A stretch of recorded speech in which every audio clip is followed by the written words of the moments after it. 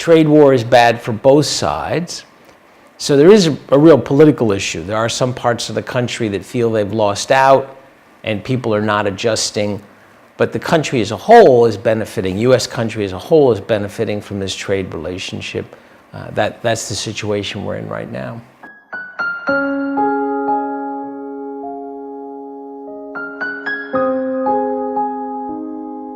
First, teaching at the Graduate School of the Chinese Academy of Social Science, that was a great experience. But for me, the big thing in that 1986 trip was I got to travel, I think it was about 6 weeks, and I traveled by local bus through rural parts of Sichuan and Yunnan, visited some pretty remote, pretty poor areas.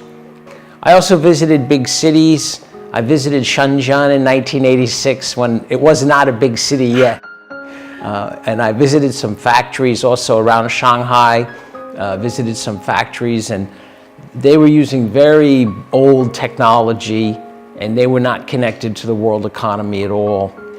And then 15 years later, I was able to visit factories in Guangdong and also around Shanghai, and it was amazing what the transformation was. So I think for me, China's opening up to foreign trade and foreign investment, that really played a big role in China's starting to grow quickly and pull people out of poverty.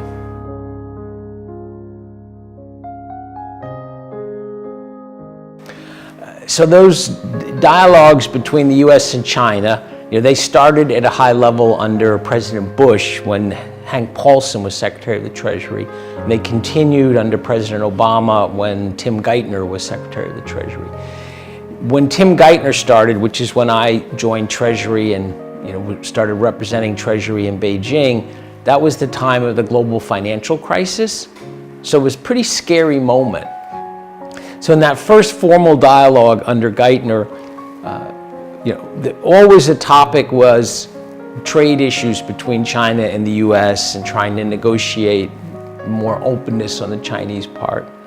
But to me, the most important thing, especially in the first dialogue, was this issue of the global crisis and the need to coordinate macroeconomic policies.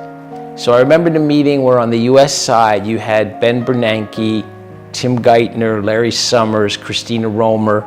So some of the best known economists in the United States were all in the Obama administration. On the Chinese side, you had Wang Qishan, Zhou Xiaochuan, Yi Gang. I think Lou Jiwei was there. He wasn't finance minister, but I think he was head of CIC at the time. Anyway, you had top economists from the two sides having a very frank discussion of what they were going to do. The U.S. had a program, a financial relief program for banks. We had a pretty large fiscal stimulus.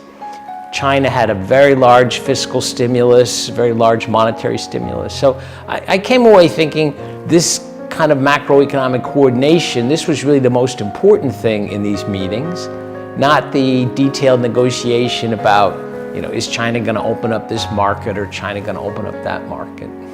If you look at what was achieved, we avoided a Great Depression and we had some significant bounce back of the world economy. I'm really impressed at the people-to-people exchange between China and the U.S. Right now we have about 400,000 Chinese students in the United States, and I think this is great. We don't have as many U.S. students in China, but we have a growing number of U.S. students in China, and we have programs.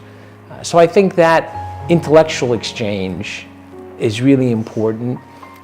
Right now there is this trade tension between the U.S. and China, and the media, I think, exaggerates that to some extent. What I find interesting is I talk to different types of academics. If you talk to people in the hard sciences, for example, or health sciences, there's fantastic cooperation between China and the United States.